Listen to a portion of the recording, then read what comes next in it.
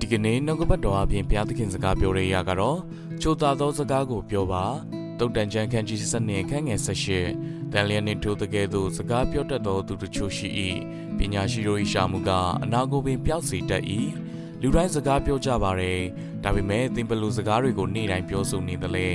ချိုသာသောစကားကလူရဲ့စိတ်နှလုံးကိုပြောင်းလဲပေးနိုင်ပါတယ်ကြမ်းတဲ့စကားကလူတွေကိုဒေါသနဲ့အမုန်းတရားတွေကိုအစပြုပေးနိုင်ပါတယ်